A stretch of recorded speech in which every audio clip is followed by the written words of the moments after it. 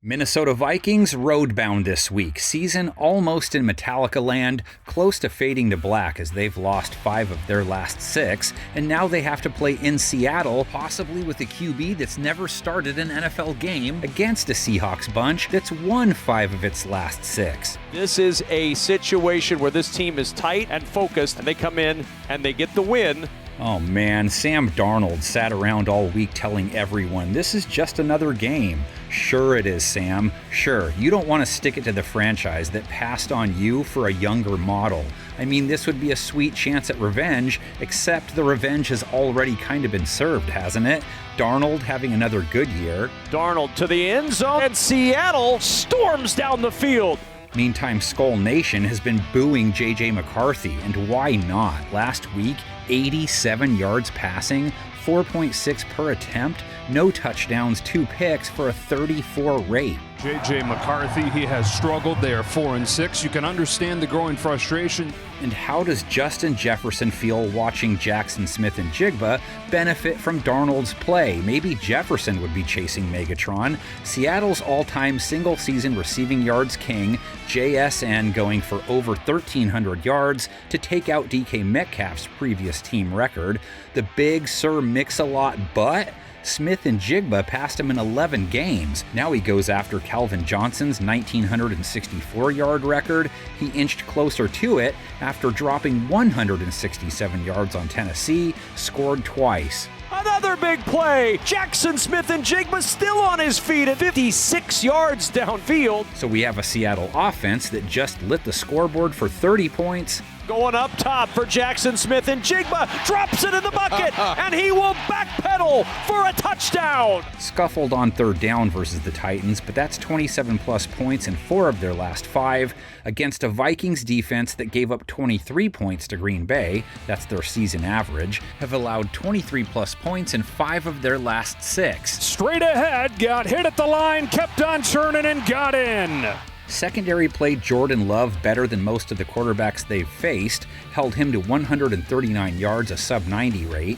Over the head of Wilson and incomplete. Again, putting the Packers to the test here on 3rd and long. They have held the last 3 passing attacks under 185 yards. Only sacked Love once. Darnold only took 1 sack versus the Titans. That's rarely been a problem for him. No other Hawk with more than 30 receiving yards versus Tennessee. Kenneth Walker second with 30, added 71 rush yards on 6.5 per as well. Here's Walker down the sideline. Nice run on first down. Zach Charbonnet with 35 yards and a TD too. Nice 5.8 a run. Minnesota gave up 2 touchdowns, over 100 yards to Emmanuel Wilson. Wilson again reaches for the goal line. Packers make him pay. Held him to 3.8 a carry though, holding backs under 4 per for 2025.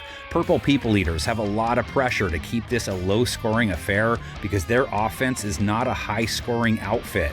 6 points versus Green Bay, that's fewer than 20 points 4 of their last 5 times out. Everything that completely go wrong for the Vikings offensively today has now gone wrong. So at least Max Brosmer doesn't have big shoes to fill if he makes his first start ever. McCarthy is iffy as he's in concussion protocol. Hawks secondary did just give up over 250 yards to Cam Ward. A touchdown, no picks, a 91 rate. It was maybe the best Ward has looked this year. Ward on the rollout, fires to the end zone, and it's DK with the touchdown. Still, Brosmer facing a group holding quarterbacks to a nice low 84 rate, 4th lowest yards per attempt allowed, held Ward to 5.5.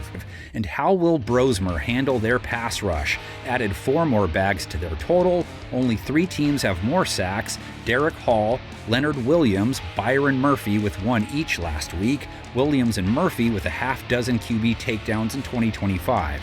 Pressure comes, Ward's in trouble. Williams has him in the sack. And he brings up 4th down. McCarthy took 5 sacks versus Green Bay, and he only threw 19 times. He got hit 10 times, too. Only 3 teams' quarterbacks have been planted more. Just causes such chaos along the front. Nowhere for McCarthy to go and just continues to hold the ball a little too long.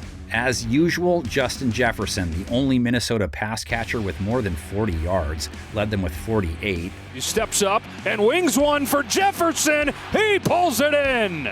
Been a long time since he cracked 100 yards in a game.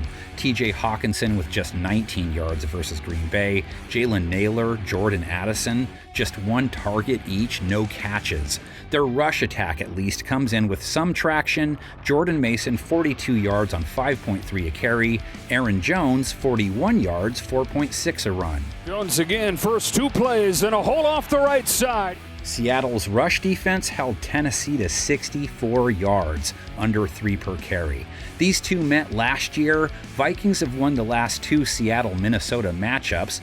Not many of the current customers in the Game Preview Guy Lounge wearing purple, so we can go there. By there, I mean that one 2015 wildcard game. It is a brutally cold day. We expect kickoff about -7 degrees with a wind chill of down near -20. And TCF Bank Stadium is on fire. Oh, a snap goes far beyond Russell. He slides down, picks it up, on the move, rolls, looks right, down the middle. Tyler Lockett, he's got it in the middle of the field. How in the world did they do that? Blair Walsh has 5 game-winning field goals to his credit. This is shorter than an extra point right now. Snap good, spot down. Walsh's kick is up, and it is no good. He missed it. Are you kidding me? The season can't end like that.